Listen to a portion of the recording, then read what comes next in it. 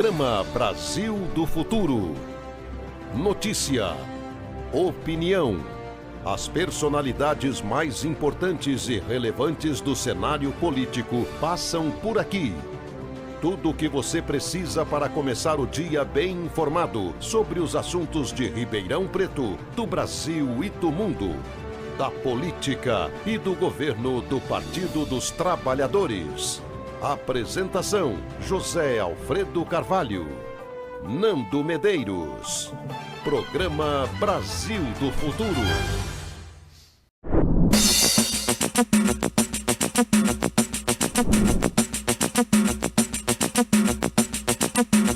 O lugar que é bom pra mim é onde eu quiser estar.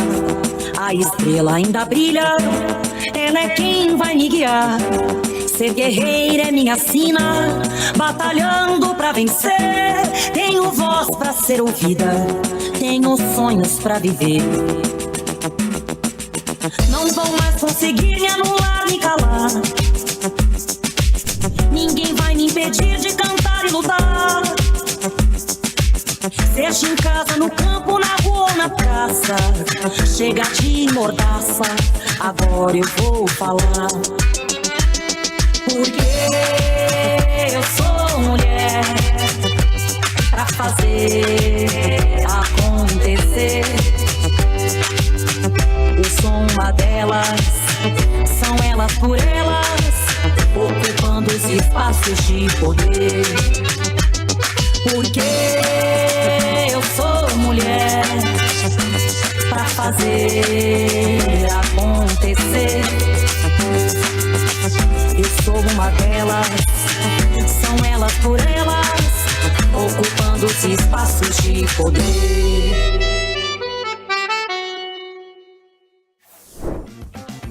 Começa agora o TV Elas por Elas. E na aula de hoje vamos falar sobre enfrentamento ao machismo na política, com Rose Rodrigues, secretária nacional agrária do Partido dos Trabalhadores.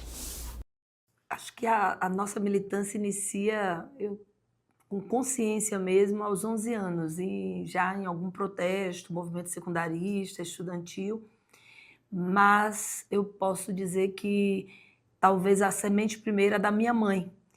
Em casa, né, eu sou filha, somos 7, e minha mãe sempre nos conduziu de modo a não discriminar mulheres e homens. Então, nesse aspecto, acho que isso foi uma semente importante para que a gente pudesse já chegar no movimento estudantil, nos movimentos sociais,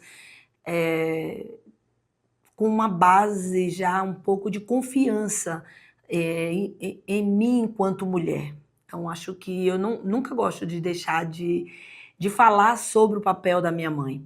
Então, eu lembro que eu tinha uns 6, 7 anos e eu, um dia parada assim no quintal de casa, e minha mãe olhando, me viu muito triste, eu ficava olhando para cima, tinha um pé de tamarindo na minha casa, no quintal, muito alto, para criança de 5, 7 anos, tudo é muito alto.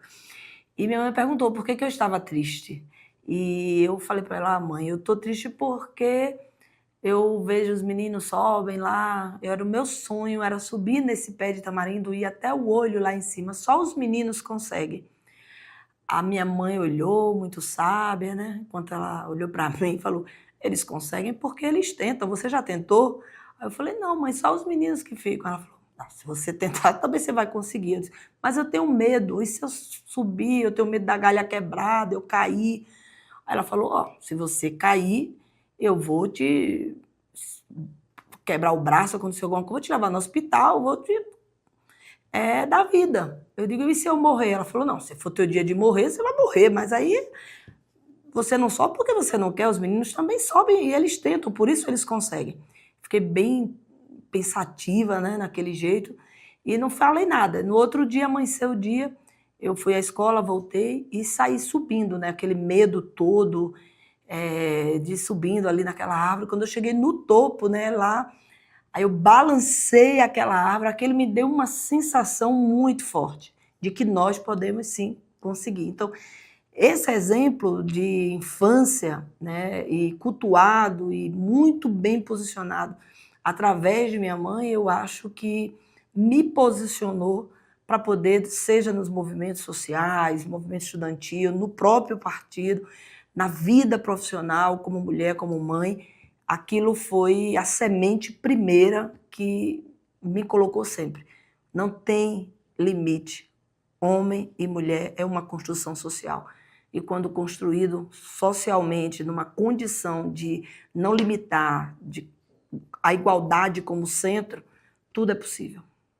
O machismo, ele, como é uma questão estrutural, ele se apresenta na sociedade, de um modo geral, de uma forma até mais explícita. Mas nas organizações sociais, como nós temos como premissa básica, como dever primeiro, desconstruir desigualdade, eliminar preconceito, então todos nós, oriundos de movimentos sociais, a gente tem dificuldade e até meio que a gente não expressa o racismo, não expressa o machismo, não é algo muito aberto nas organizações e estruturas, principalmente essas que existem como fim último, combater.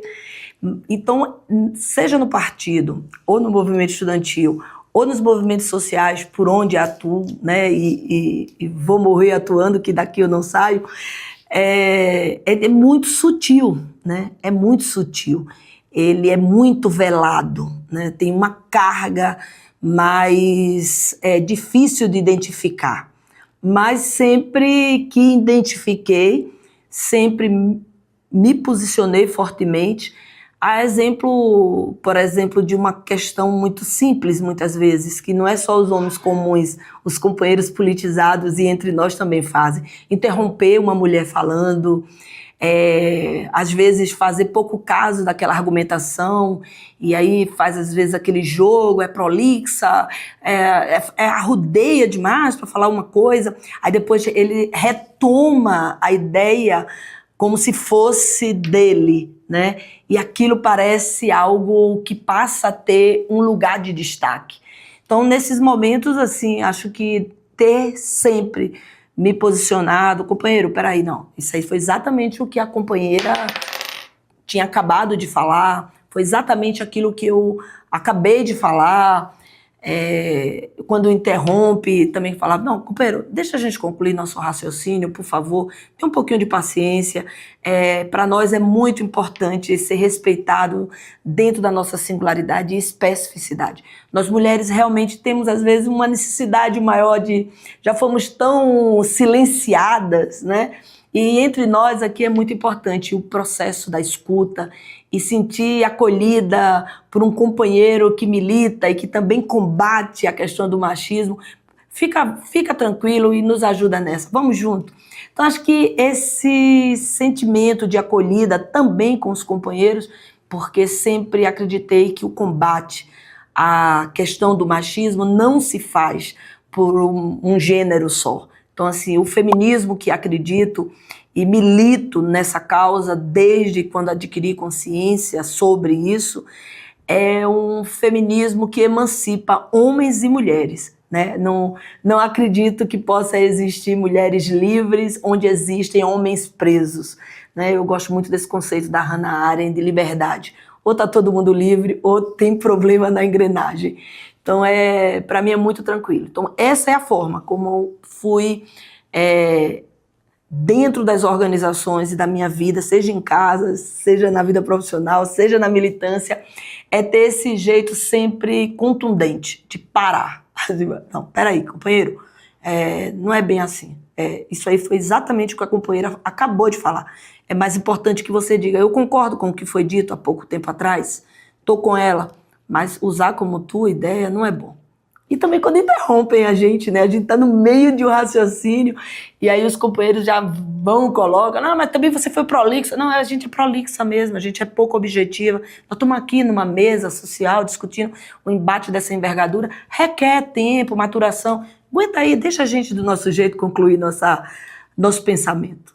Na institucionalidade, a gente já começa na seleção. Antes mesmo da gente ocupar de fato o espaço institucional, já se vê, desde a movimentação, todo um processo de desqualificação. Começa, ela não tem essa formação, por isso não pode ocupar. Um conjunto de iniciativas que nos coloca em exigências maiores do que se exige para um homem, para ocupar determinados cargos. É como se a gente tivesse que estar provando o tempo inteiro que tem também um saber científico, técnico, resolutivo para causar solução para as demandas daquele órgão, daquele espaço. Então, assim, a estratégia maior que eu procuro sempre adotar é estar sempre em rede, é estar sempre junta com outras companheiras e companheiros que também são sensíveis a essas questões, poder estar dividindo, né, decisões coletivamente, exercitando esse papel que a gente diz que se forja para isso, para desconstruir o individualismo e construir ações mais em rede coletiva. Então, acho que isso brinda um pouco a gente. E o estudo mesmo, né? Então, assim, uma mulher, eu procurei o tempo inteiro, seja como professora, seja como advogada, assistente social, em todo o espaço, deter e construir coletivamente esses saberes técnicos, científicos, do qual eu preciso, na prática, ter soluções concretas nos espaços onde eu estou. Então, acho que fazer a nossa parte com o estudo que a gente precisa, de valorização do saber codificado, técnico, mas também de utilizar isso não para afastar as pessoas, mas para demonstrar que aquele que a gente tem, se usado com o pouco que a outra e que os outros têm, juntos vamos naquela organização, naquela instituição, corresponder às entregas que esperam da gente. Então, essa, penso eu, ser a nossa maior estratégia. Não isolar-se, convergir e estar juntos, sempre numa gestão mais horizontalizada possível. Acho que a horizontalidade e a inclusão dos dois gêneros, acho que ajuda a gente, quando tem um privilégio de assumir, poder tentar construir essa unidade. O cuidado, né, sempre ficou atribuído às mulheres, né, desde parte dessa estrutura social. E na maternidade isso se agiganta. Na minha experiência pessoal, eu tive a sorte de ter um companheiro que dividiu, né, por uma questão de justiça. Eu preciso dar a ele esse mérito e o que é de direito, né? Ele sempre foi muito presente e eu tinha um sonho de amamentar. Eu amamentei meu primeiro filho, né, que hoje já está aí com mais de 35 anos. Há 35 anos atrás, você amamentar uma criança, eu amamentei meu filho até 6 meses de idade, ele não consumia nem água. Você sozinha como mulher, para poder dar conta de todo o seu entorno, precisaria realmente ter um companheiro muito ativo e que dividia essas atividades comigo. Então, a presença, você como militante, muitas vezes ter que faltar uma reunião de pais, uma atividade importante de mãe, e ter o seu companheiro para dividir isso com você e suprir esse papel. Então foram inúmeras vezes que meus filhos tiveram que eu estava em alguma militância, em algum despejo, em alguma atuação e eu não podia estar presente naquele momento. E nesse sentido eu tinha um companheiro que dobrava comigo, que dividia e tinha uma paternidade responsável. Então assim, é muito bom ser mãe. Eu adorei ser mãe, assim, acho que é uma das coisas que eu mais adoro na vida, os meus filhos, meus netos, e acho que a gente precisa avançar muito nisso, porque a maternidade, para ser algo assim prazeroso mesmo, é muito importante que a gente encontre paternidades, homens responsáveis, que vibrem com isso e que esteja na madrugada, quando o menino está ali, a menina querendo mamar e acorda, e o dia a dia, a reunião, não pode ser só a mãe que vai para a escola, o pai também tem que ir. Então, esse processo ele é muito rico e é um exercício que a gente, quando ele existe de fato naquela relação, torna-se um exemplo grande para seu entorno, né? Então eu vejo muito hoje, depois vi meu filho fazendo isso com a sua companheira e tendo essa paternidade ativa. Então ele fez o que ele aprendeu com o pai, né? O que o pai fazia com ele e nós dois juntos. Mas seguramente isso é uma dor ainda, não é a maioria. Muitas de nós sequer muitas vezes tem espaços nas reuniões para levar nossos filhos, né? E isso ainda é algo bem doloroso. Tem um exemplo muito grande da minha filha, a Juliana. Eu lembro quando ela tinha pequena, eu não fui para o Dia das Mães e na reunião estava todo mundo preparado, eu estava numa atividade lá num quilombo e não tinha como faltar. E eu lembro que a coleguinha da Juliana chegou para ela e falou: a tua mãe não vem? Você não tem mãe? Aí ela falou bem assim: a minha mãe está agora, no momento onde tem muitas crianças que as mães delas estão sofrendo lá e precisando, e a minha mãe está lá agora. Ela não está aqui porque ela está com as outras mães que estão lá bem precisadas, e agora eu estou aqui com vocês e as suas mães. A minha mãe vai chegar de noite, não sei o quê. E as mães olhando e a professora vendo aquela cena da Juliana com a coleguinha, aquilo foi depois matéria de conversar na escola, tudo. Então, assim, a altivez dela, como aquilo não foi intimidada com o questionamento da colega, me fez ver que a gente estava, de fato, criando a Juliana e nossos filhos preparados para essa mulher que é mãe, que é militante, que é profissional e que tem responsabilidade também, né, com o seu entorno e com tudo que acontece ao mesmo tempo. Estar aqui conversando juntas e falando sobre, né, ter a materialidade da lei, da igualdade, isso tudo é avanço, né? E como otimista que sou, quando a gente está numa mesa e juntos consegue ver mulheres, homens, e os assuntos ter a oportunidade de ser colocados sem filtro, né, nesses espaços, são algo que nos anima. Mas a gente sabe que ainda não são em todos os espaços que isso acontece. Mas a gente sabe que esse é o caminho e é essa a condição para que de fato a igualdade chegue. Então, assim, e quando a gente tem o topo, né, balizando, orientando, né, como no caso o presidente Lula, o nosso presidente Lula, de volta ao governo, de volta à administração do Estado brasileiro, e o presidente Lula, daqui do seu privilégio de ser homem, de ser o presidente da República, rechaçar toda e qualquer conduta masculina que venha aviltar, que venha diminuir qualquer mulher no nosso território. Isso é algo que a gente tem que pegar com muita grandeza. Os posicionamentos públicos de um líder, de um político, que não tem vergonha de carregar bandeiras caras como essa do feminicídio, de combater a covardia, do ataque a nós, mulheres, é algo que é pra gente ficar muito otimista, né? Porque uma coisa é quando você ainda está projetado para ser, né, está em campanha. Outra coisa é você exercendo e segurando bandeiras tão caras como essa da defesa dos direitos das mulheres como iguais e sem nenhum momento poder ali flexibilizar nenhum tipo de intolerância ou discriminação, seja dentro do governo, seja dentro do partido.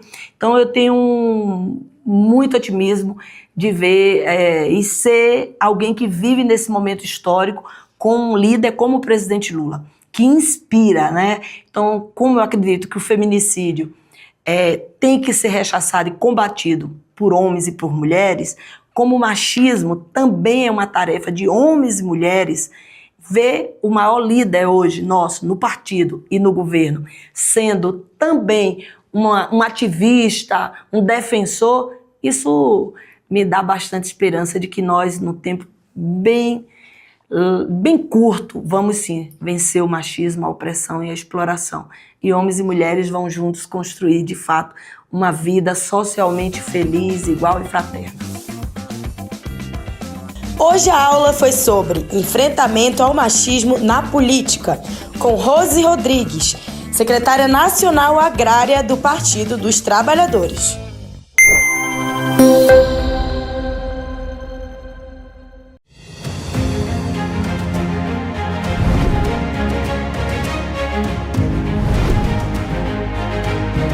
No programa de hoje você vai ver como foi o congresso da CNTE. Vai saber mais sobre o apagão de professores da rede pública e vai conhecer uma exposição sobre o universo dos videogames. Confira. De 15 a 18 de janeiro foi realizado em Brasília o 35º Congresso da CNTE, Confederação Nacional dos Trabalhadores em Educação.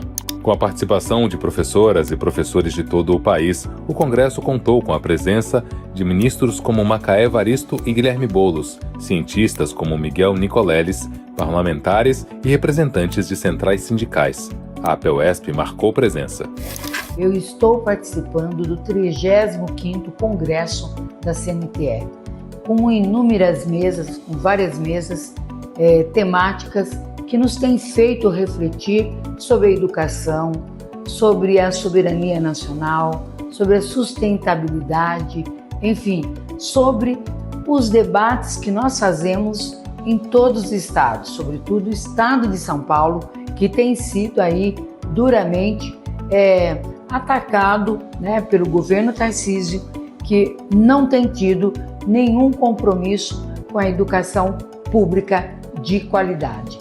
Então, por óbvio, esse 35º Congresso da CNTE, né, neste momento em que nós debatemos, inclusive, com a presença da nossa ministra Macaé, o papel da democracia, da soberania e da educação nessa conjuntura tão adversa, nacional e internacional, e que tem impacto, sim, na nossa educação pública de qualidade.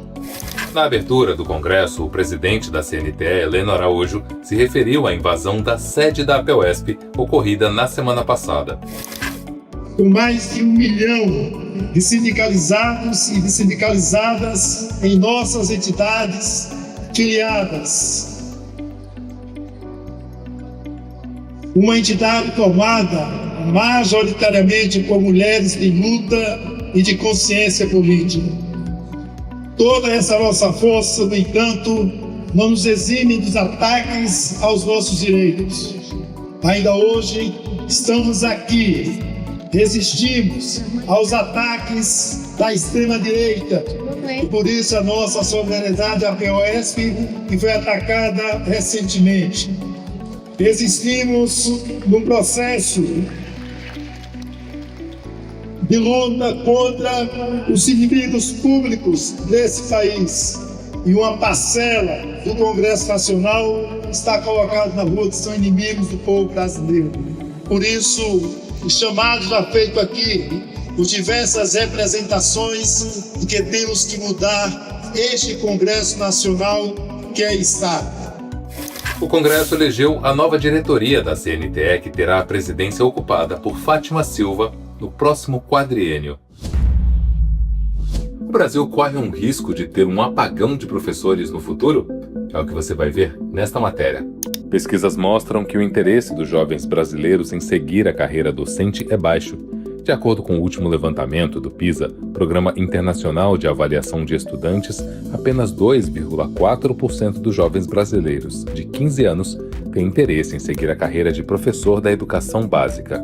As razões por essa baixa procura são várias, entre elas, algumas que motivam as lutas da APUESP, como a baixa remuneração e as condições inadequadas de trabalho.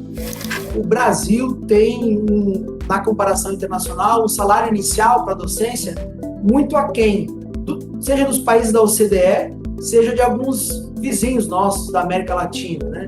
E essas condições de trabalho, por vezes, elas trazem à tona número elevado de aluno por sala, número elevado de turmas por professor, né?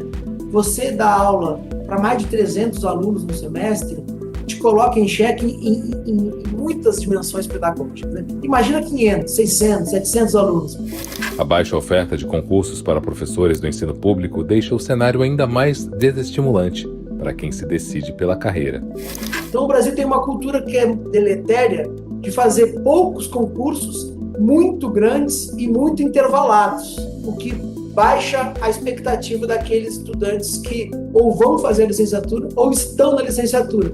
Sem essa expectativa de concurso, é natural que eles migrem para outras áreas do conhecimento. Para piorar, quem busca uma oportunidade na rede pública estadual de São Paulo nem sempre encontra a estabilidade que a carreira deveria oferecer. Hoje, a gente tem 47% das professoras e dos professores na rede estadual paulista são temporários. Não tem estabilidade, muito pelo contrário, eles estão em contratos que duram até 3 anos, né, de validade. Isso por si só já é uma anomalia. Iniciativas como o programa Mais Professores, lançado recentemente pelo Ministério da Educação, buscam aumentar a atratividade da carreira docente no ensino público. A valorização da carreira docente é o passo fundamental para evitar a falta de professores no futuro muito próximo. O grande desafio, né, é fazer com que, de fato, a educação ela seja a política pública central do Estado brasileiro, em todos os seus níveis. Então, a gente ainda está lutando para que, de fato, a gente supere esse projeto conservador, né, um projeto de precariedade da educação aqui no Brasil. Porque a educação de qualidade, ela significa o seguinte: em uma geração com educação de excelência na escola pública, você transforma o país, né? Isso causa uma revolução no país. Do meu ponto de vista, deveria ser uma agenda pluripartidária, né? Plurigovernamental, assim. Qualquer prefeito, governador, presidente, ministro brasileiro tinha que aderir a essa agenda de valorização do prestígio docente, já que todos passam pelo professor. No próximo programa você verá algumas propostas para evitar o apagão de professores na rede pública. E você, já pensou em conhecer jogos e consoles dos anos 80? No Itaú Cultural, a exposição Game Mais, Arte, Cultura e Comunidade ocupa 3 andares da Avenida Paulista para mostrar que videogame não é apenas entretenimento. É linguagem artística, motor da economia criativa e ferramenta de educação. O Itaú Cultural aborda já esse tema do games há um tempo, então a gente teve em 2003 a exposição Game o Quê?, que acho que justamente propunha uma reflexão sobre o que era esse universo videogame, né? Essa indústria, né, que o game é. E em 2009 a gente teve o Gameplay, que é uma fase onde consoles novos, com muita representatividade, foram lançados, né? Então o Wii, o próprio Nintendo. E agora o Game Mais, a gente amplia essa discussão e propõe uma reflexão sobre o universo do games e essa indústria do videogame. E como ele impacta, né? A educação, a literatura, o audiovisual. Então a gente tem séries que viram games, games que viram séries. Então a gente tem um eixo de educação que está espalhado pela exposição, que trazem jogos educativos, jogos autobiográficos, que trazem esse cunho da educação. A gente tem um eixo que a gente chama de arte e inovação, que justamente traz esse olhar para o desenvolvimento, para a estética dos games, né? Esse olhar mesmo artístico que o game propõe, né? Seja no desenvolvimento dos personagens, seja no cenário, seja no roteiro que é proposto para esse jogo.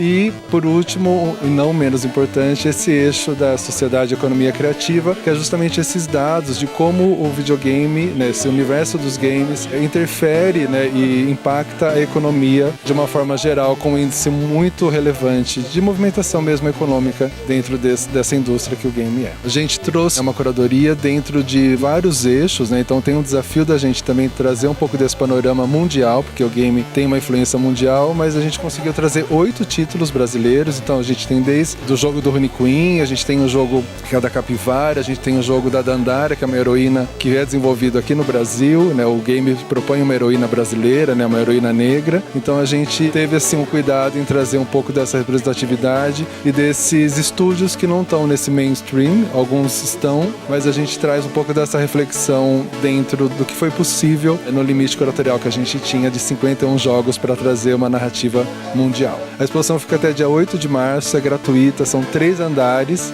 e esperamos vocês. O programa de hoje fica por aqui. Acesse o portal e as redes sociais da APUESP para acompanhar as notícias sobre nossa educação pública. Aponte o celular para o QR Code e siga as redes sociais da Educação na TV. Até a próxima semana.